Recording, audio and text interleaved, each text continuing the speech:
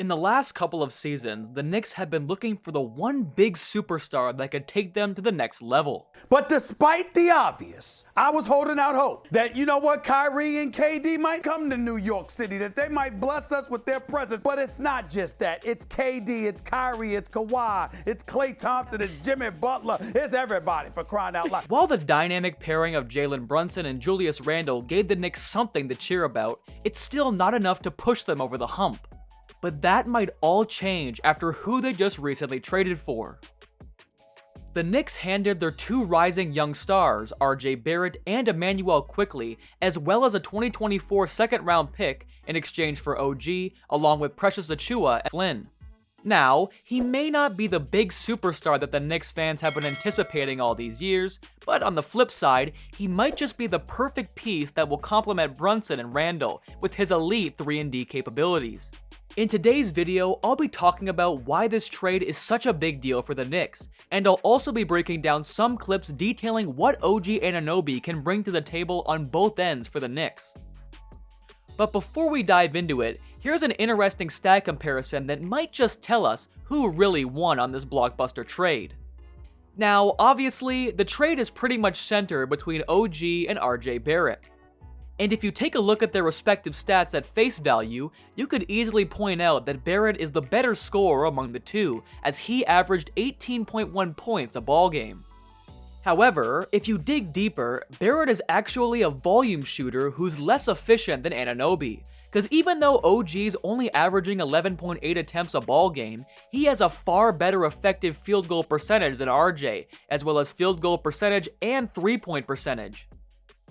Given this is the case, his scoring comes only second to the stuff that he brings to the table, because the main reason why the Knicks specifically acquired him is because of his elite defense. At 6'7" with a 7'2" wingspan, OG is considered to be one of the best wing defenders in the NBA right now. See, one of the things that separates him from average defenders is that OG has a quick first step, which he uses to slide laterally in order to shadow the best perimeter and ISO-heavy scorers in the league. What I like about him is that he's always ready to defend. I mean, his body is in the proper defensive stance all the time, lower gravity and feet apart, so he can react quickly to whichever direction the offensive player leads him.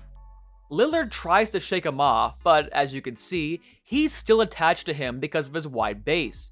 Dame eventually goes for a step back to create some space, but because of long reach and incredible anticipation, he gets rejected instead. Again, wide base and lower stance. Even if Holiday puts a couple of Hesses on him, he's ready to lunge at him anytime, and despite Holiday sliding back further, OG still closes out the space and blocks his shot.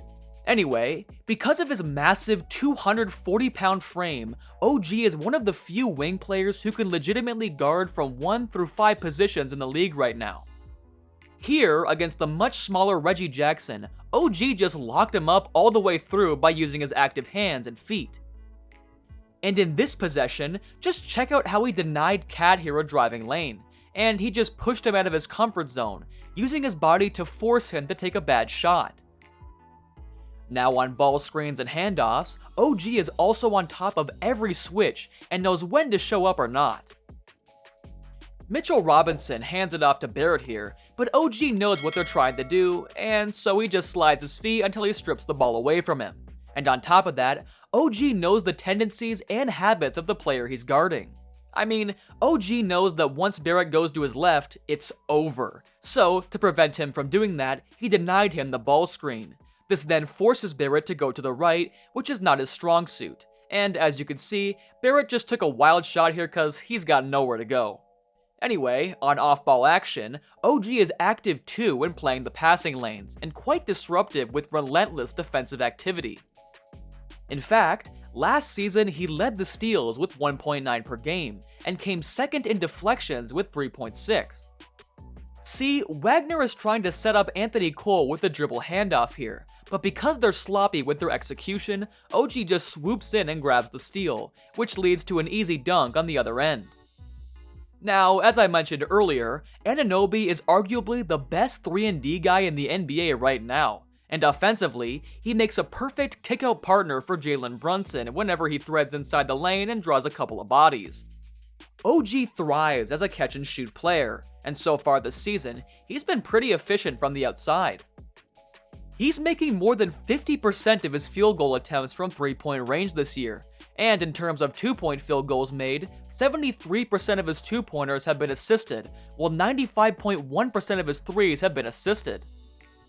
On top of this, he's also extra efficient on both ends of corner 3s, hitting 47.9% from the left corner, which is way above league average, and a decent 39.3% clip from the right corner.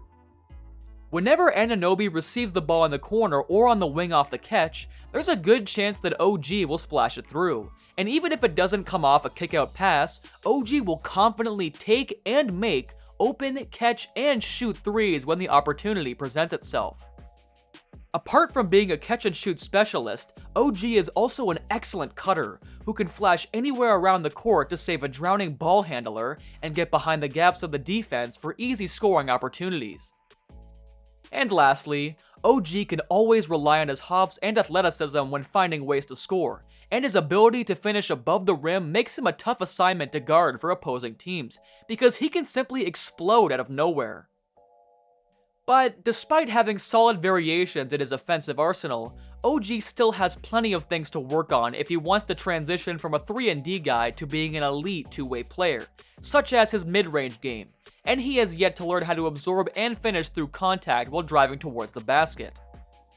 Anyway, even though this is the case, the Knicks definitely landed a solid player in Anunoby, and I believe that they got a bit of an edge on this particular trade over the Raptors, simply because OG offers a lot more than Barrett, especially on the defensive side of the ball.